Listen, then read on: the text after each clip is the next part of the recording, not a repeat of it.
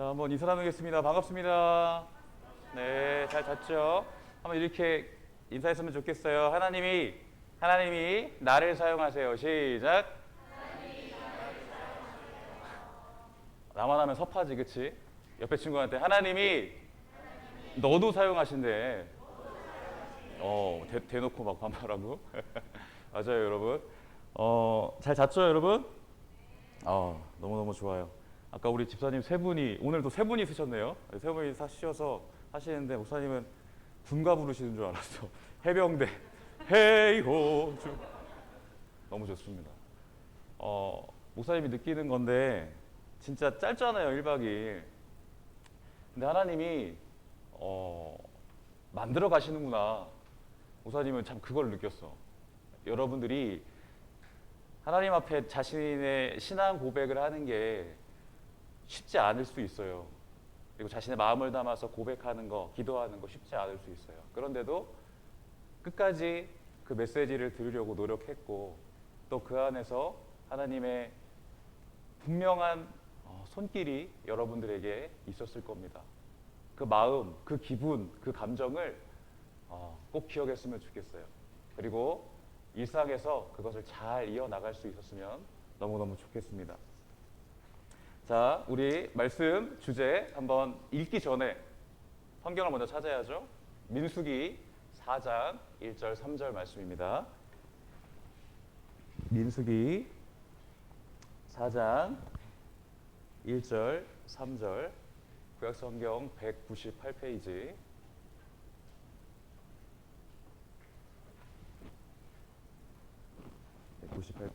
민수기 4장 1절에서 3절 말씀입니다.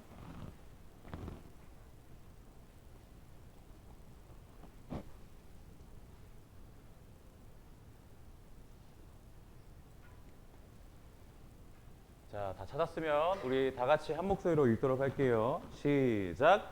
또 여호와께서 모세와 아론에게 말씀하여 이르시되 레위 자손 중에서 고핫 자손을 그들의 종족과 조상의 가문에 따라 집계할지니 곧 30세 이상으로 50세까지 회막의 일을 하기 위하여 그 역사에 참가할 만한 모든 자를 계수하라. 아멘.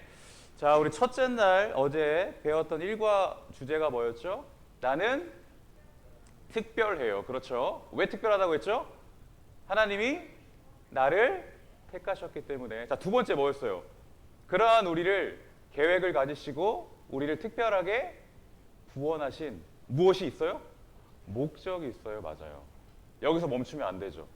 여러분, 한 사람 한 사람에게 하나님이 맡기신 그 고유한 재능과 은사를 활용하셔서 나만이 할 수 있는 일을 여러분들에게 허락하셨다라고 하는 그 주제를 가지고 말씀 나눠보고자 합니다. 앞에 바이올린이 있어요. 바이올린 킬 수 있는 친구 있어요, 혹시? 사랑이 왜 눈치 봐?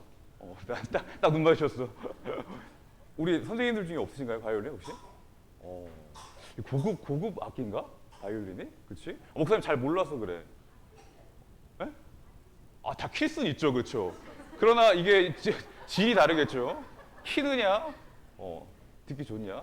목사님은 바이올린 킬 수 있을까, 없을까? 바이올린의 바자도 몰라요, 목사님은. 바이올린의 바자도 모르는 목사님이 바이올린을 딱 잡으면 어떤 반응이 일어날까? 어떤 모션을 취할까? 이러겠지. 왜? 얘 고유한 기능과 역할을 잘 모르니까. 그렇지? 그런데 목사님이 이렇게 해서 킬 수는 있어. 그런데 아주 듣기 싫겠지. 막 찢어지는 소리가 나겠지. 아름다운 선율이 나오진 않겠지. 왜? 목사님이 이 악기를 잡았으니까. 이 악기가 문제인가요? 그렇지 않아요. 이 악기는 고유한 가치와 기능이 있어요. 역할이 있어요. 만들어진 목적이 있어요. 그런데 그것을 활용하는 내가 이거를 든다면 나라고 하는 사람이 이상하니까 이 고유한 가치를 드러낼 수가 없는 거죠. 그런데 이 악기가 바이올리니스트 그리고 사랑이의 딱 어깨에 여기 목 밑에 딱 자리를 잡고 키게 된다면, 연주를 하게 된다면 어떤 반응이 일어날까, 얘들아? 정말 실력 있는 바이올리니스트한테는 마음을 터치하는 영감의 교류가 있다고 해요. 마음이 치유될 수도 있대. 얼마나 그 선율이 아름다우면, 얼마나 그 선율이 듣기가 좋으면 말이야. 맞아요. 누구의 손에 들려있느냐에 따라서 그 악기든 그 무엇의 물건이든 무엇이든 그 존재의 의미와 가치는 달라집니다. 자, 특별한 계획이 있었고요. 특별한 가치, 특별한 목적이 있죠. 그런데 더 중요한 건 뭐냐면 따라합시다. 소명. 특별한 소명을 우리들에게 허락하셨습니다. 누가요? 하나님이요. 하나님이요.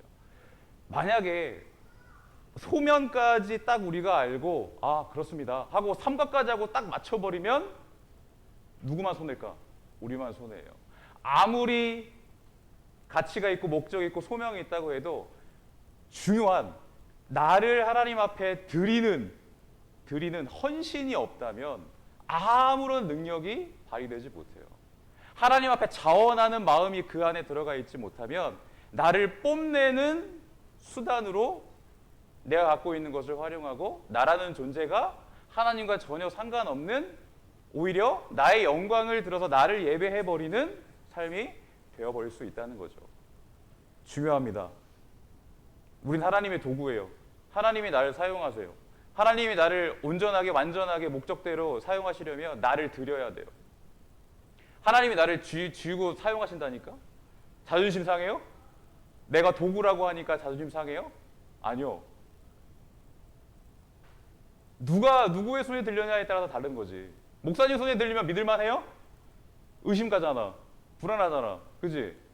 그런데 전능하신 하나님의 손에 붙들린다면 전혀 의심치도 않고 그 하나님을 나의 귀한 아버지로 모신 우리들이 그 하나님을 믿고 신뢰하며 나아갈 때에 그 하나님의 손이 나를 어디로 인도하실지 몰라요.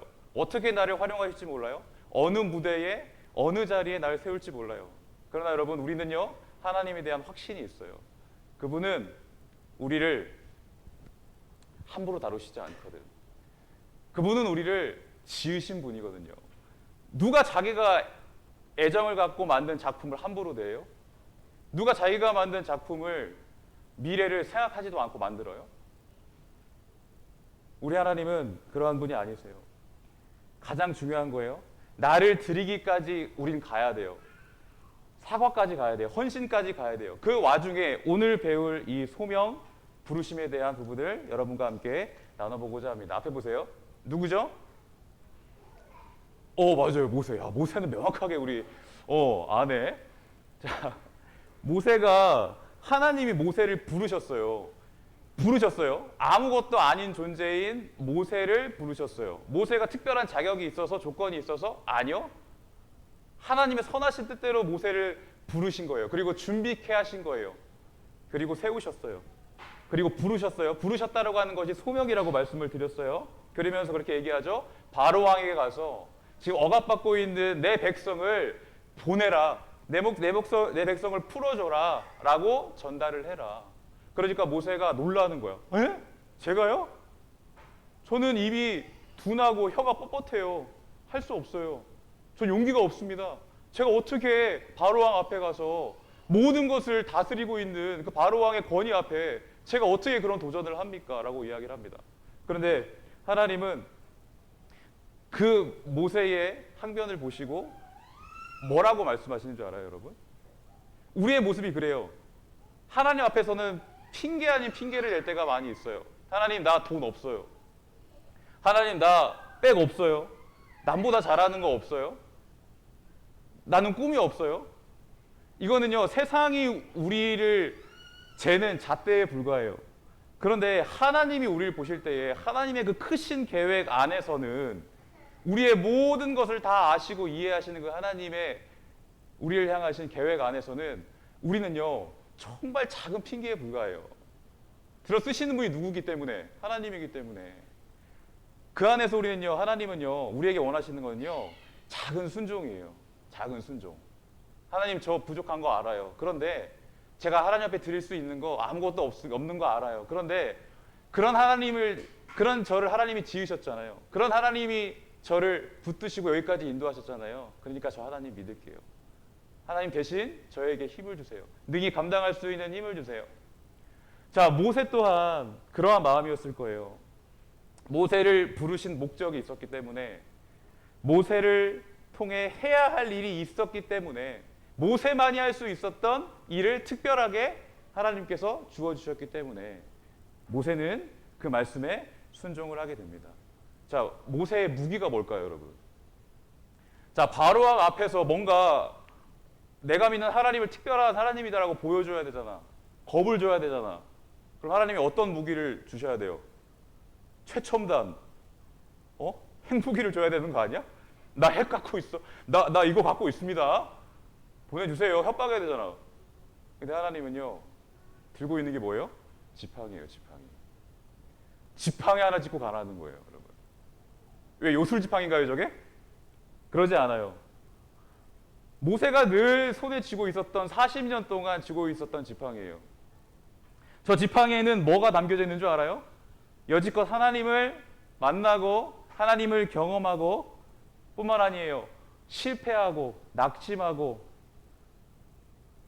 그 40년의 시간 가운데 많고 많은 과정을 거쳐가면서 겪고 배신을 당하고 아픔을 느끼고 또한 그 안에서 건지시는 하나님을 발견하고 내 모든 삶의 애환과 내 모든 삶의 하나님을 만난 흔적들이 이 안에, 지팡이 안에 있는 거예요, 여러분. 그러니까 이 지팡이를 통해서 뭐를 이루세요? 기적을 일으키세요. 열재앙을 통해서, 모세를 통해서 열재앙을 하나님께서 바로왕에게 보여주시고 그의 악독한 마음을 마침내 돌리셔서 홍해를 건너게 하는 역사가 있게 됩니다. 모세가 이 일을 행했나요? 아니에요. 하나님이 행하셨어요. 그런데 조건이 있죠. 무엇을 사용하셔서 이 일을 행하세요? 하나님을 만난 흔적들을 사용하셔서 내가 여지껏 살아온 과정의 인생을 재료로 삼아주셔서 그것을 통해서 내가 전혀 상상하지도 못했던 하나님의 크고 놀라운 비밀하신 계획을 이루어 나가신다는 거예요, 여러분. 더 놀란 사람이 누굴까요? 바로였을까요? 아니에요. 모세가 더 놀랐어요. 나 같은 이런 미련한 존재를 통해서 이러한 놀라운 일을 일으키시다니. 모세 스스로가 기적 중의 기적을 체험하게 된 거죠. 그러니까 여러분, 하나님은 우리의 세월을 낭비치 않게 하세요.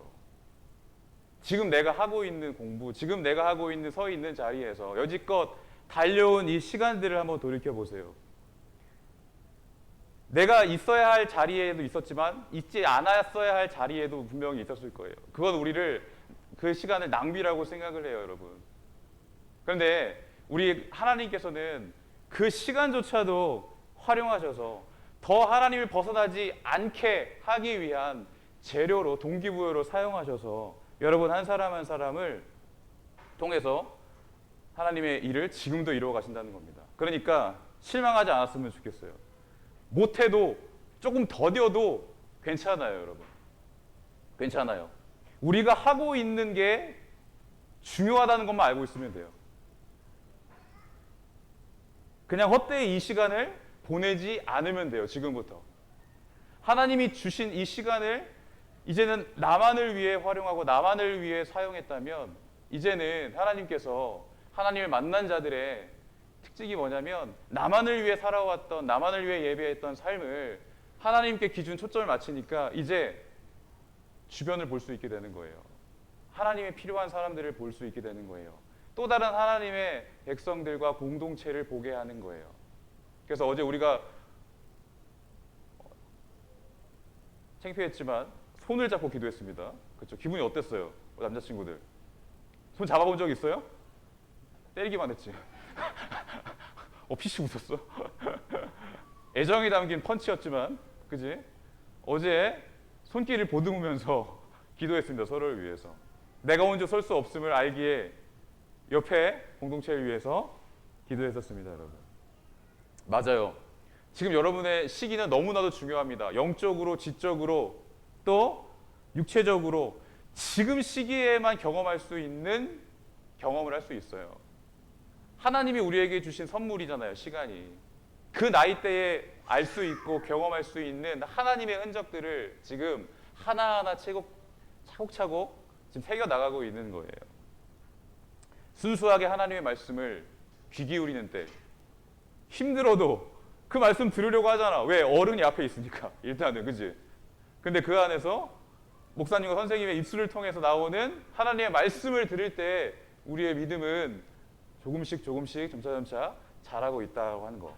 여러분 꼭 기억하시기 바래요. 하나님이 우리에게 주신 말씀입니다. 다 같이 읽어보겠습니다. 시작. 나만이 해야 할 일이 있음을 알라. 자, 하나님이 모세와 아론에게 말씀하셨어요. 잘 들어보세요. 레위 사람 중에서 고핫, 게르손, 므라리 자손들의 수를 세어라. 집안별로 가문별로 세되 30세에서 50세까지의 남자만 세도록 하여라. 그들은 나를 위해 성막에서 일을 할 사람들이다. 들었어요, 여러분? 하나님이 레위 지파 중에 세 자손을 택하셨어요. 고게무, 고핫. 따라해봅시다. 고핫, 므라리, 게르손. 고게무 이거 외워요, 여러분? 이 자손들을 택하셔서 남자들 30세부터 50세까지 선별해서 뭐를 만들라고요? 성막에서 일할 자들을 계수해서 뽑으라고 말씀을 하셨습니다. 자, 기억하세요. 고핫 자손은 무슨 일을 하는지 보세요, 여러분. 문제 낼 거예요. 이따 또 공과 시간에. 고핫 자손이 해야 할 일은요, 성막 안에 있는, 따라해봅시다, 지성물들을 운반하는 역할을 해요. 성막은 어떠한 곳이에요? 구약시대 때 하나님을 예배하는 초소죠. 그렇죠? 예배하는 초소입니다. 하나님의 임재를 누리며 느끼며 그 안에서 함께 예배합니다. 그런데 거룩하신 하나님 앞에 마음대로 갈 수 있나요? 아니요. 절차를 밟아야죠. 형식이 있었어요. 왜냐? 하나님은 거룩하신 분이기 때문에 아무나 가서 저 안에 있는 성물을 만지면 어떻게 될까? 그 사람은 죽어요. 하나님이 구약시대 때 하나님의 거룩하심을 그들에게 알려주시기 위한 하나님의 방편이었어요. 죄가 묻어있는, 죄로 찌든 내가 하나님의 성물을 가까이 하면서 하나님과 대면할 수 있어요? 없어요? 없어요.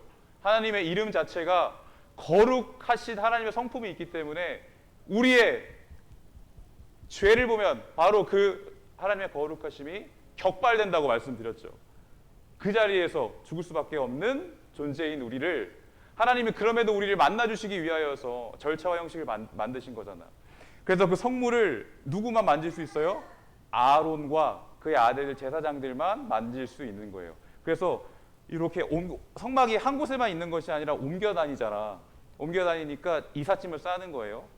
성물을 아론과 그의 아들들이 이렇게 싸요. 보따리를 싸요. 그러면은 고핫 자손들이 그것을 어깨에 매든지 들고 운반을 하는 겁니다. 잘 기억하세요. 다음. 백성들이 네. 내게 가까이 나오지 못하도록 하여라. 내게. 그 다음. 따라해봅시다. 게르손. 맞아요. 게르손이 자손이 할 일은요, 지금 천을 피고 있죠, 그죠? 휘장이에요, 휘장. 성막, 성소 안에 있는 휘장과 그것을 덮는 천. 그것을 곱게 개서 운반할 수 있는 역할입니다. 그 다음에 따라합시다. 므라리 자손들은요, 널빤지와 그리고 기둥, 그러니까 성막을 세우는 뼈대라고 생각하시면 될 것 같아요. 그것을 들고 운반을 하는 겁니다. 자, 이것을 통해서 알 수 있는 일은 뭐냐면요, 각자 자손들에게 그들만이 할 수 있는 일을 허락하셨다는 거예요. 주셨다라고 하는 거예요. 근데 여러분, 이 안에서 참 감사하게 어떠한 보이지 않는 질서가 있었어요. 질서가. 자, 어떤 자손들은 멋지게 아름다운 의복을 입고요. 의복을 입고 아주 멋있는 의식을 행하기도 해요. 그리고 멋지게 가장 하나님의 임재의 상징인 언약궤를 메고 성물을 메고 가는 그 자손들을 보면서 부러워할 수 있을까 없을까? 부러워할 수 있어요. 아, 우리는 무거운 이 기둥만 들고 가네 하면서 그렇게 부러워할 수 있어요. 나에게 맡기신 이 일이 하나님 보시기에 우리를 차별을 한다라고 생각할 수도 있었을 거예요. 그런데 그렇지 않았어요. 하나님이 맡기신 고유한 기능과 역할들을 서로 존중했어요. 자기들이 할 수 있는 일에 최선을 다했어요. 왜요? 목적이 같았어요. 하나님을 예배하는 목적이 같았어요. 하나님의 백성으로 선택받아 살아가야 한다는 그러한 사명이 같았어요. 소명이 같았어요. 그렇기 때문에 이들은요, 각자에게 주신 이 양을 채우면 된다. 우리가 더 남을 부러워하거나 욕심을 내거나 내 자신을 비하한 것이 아니라 하나님이 주신 양, 이 양을 양껏 감사로 감당하면 된다. 여러분, 이게 성공이에요. 이게 성공이에요. 세상 사람들은 성공을 뭐냐고 얘기하냐면은 남들이 어떻게 나를 평가하느냐에 따라서 성공의 기준이 있잖아요. 뭔가 대단한 업적을 이루고 남보다 조금 더 눈에 띄는 자리에 가야 성공이라고 하잖아. 그런데 하나님의 기준으로서의 성공은 뭐예요? 나를 부르신 하나님의 소명을 성취하는 일이 하나님이 보시기에 소명인 거예요. 여러분, 우리에게 그러한 소명을 주셨습니다. 우리가 생각하는 성공의 기준이 뭔가요? 성공의 기준이 뭐예요? 딱 떠오르는 한 단어 있잖아. 여진아, 왜 웃어? 뭐가 떠올라? 아, 원래 이렇게 웃는 얼굴이었지. 떠오르는 게 있는 것 같은데? 성공의 기준이 뭐예요? 돈이에요, 돈. 아, 왜 하나도 부정을 안 하시지, 돈? 근데 여러분, 놀라운 사실 알려줄까요? 겨우 돈 많이 벌고 떵떵거리며 살아가는 그 수준으로 우리를 이 땅 가운데 보내신 게 아니에요, 그 하나님은요. 그 수준으로 우리를 지으신 게 아니에요. 세상의 삶에, 세상의 가치에 우리를 가두어서 그 안에 갇혀서 피 튀기는, 어제 봤죠? 피 튀기는 경쟁을 하면서 남을 밟고 올라가면서 살아가는 그 질서의 방식대로 우리를 살아가는 걸 원치 않으세요. 거기서 나와라. 그래서 출애굽하신 거야. 바로의 압제 가운데 자신이 노예라는 사실을 벗어나지 못하고 죽음 안에서 영원히 멸망당하고 고통 저주당하는 그 영적인 고통을 당하고 있는 그들의 삶을 보세요, 여러분. 누가 구출해 줄 수 있어요? 절망뿐이었어요. 바로의 권위를 어떻게 뛰어넘어요? 근데 하나님이 그들을 건지셨다고요. 구출하셨다고요. 말도 안 되는 기적의 방법으로요.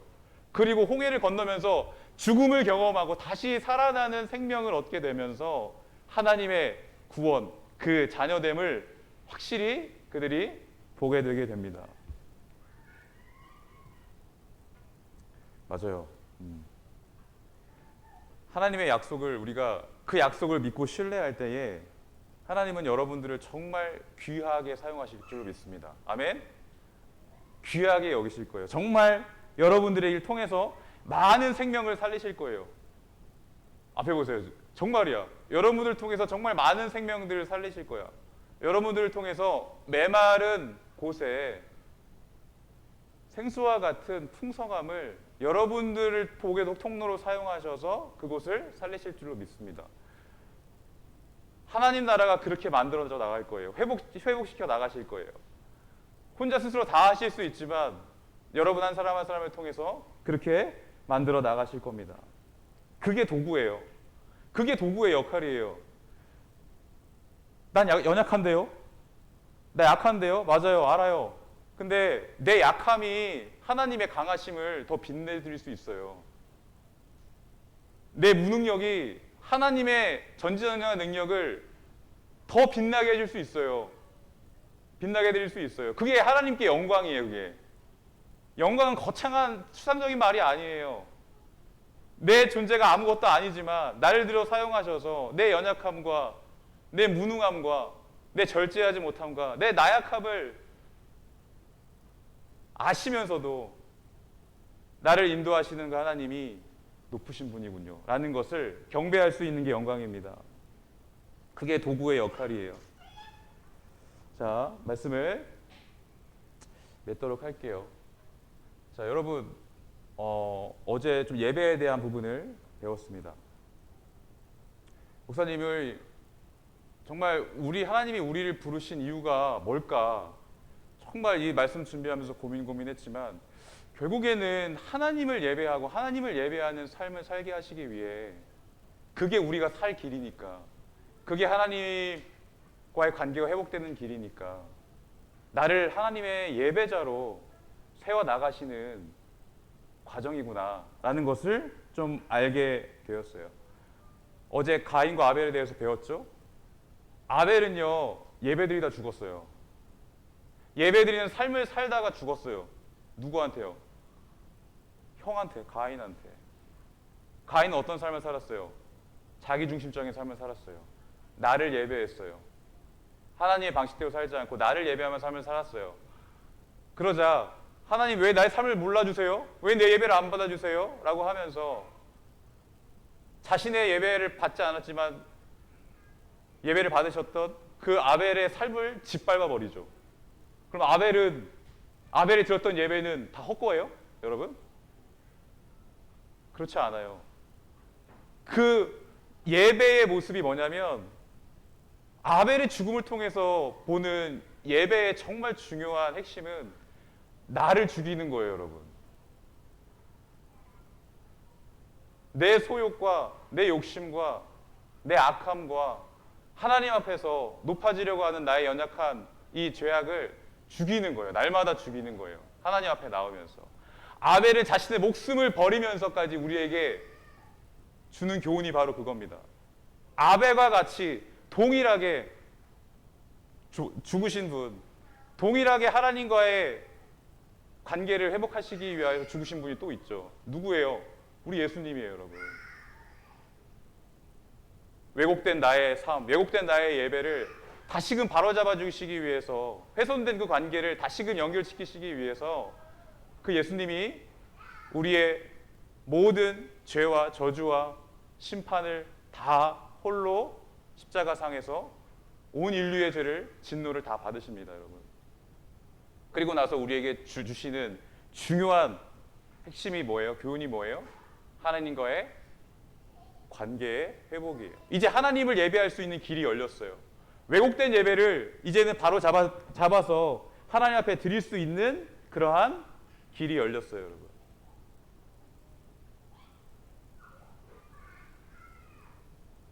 이제 하나님은 우리를 보실 때 우리의 마음의 중심을 보실 줄로 믿습니다. 아멘. 우리 한번 이 찬양 부르고 마쳤으면 좋겠는데요. 나는 하나님을 예배하는 예배자입니다. 여러분, 모든 사람들이 다 자기를 예배합니다. 내가 서 있는 자리가 나를 위한 자리입니다라고 이야기를 합니다. 그런데 여러분, 예배는 뭐라고 했죠? 나를 죽이는 거예요. 나를 죽이는 거예요. 나의 자아를 내려놓는 거예요, 여러분. 그럴 때 우리는 비로소 하나님을 온전히 예배할 수 있는 자들입니다.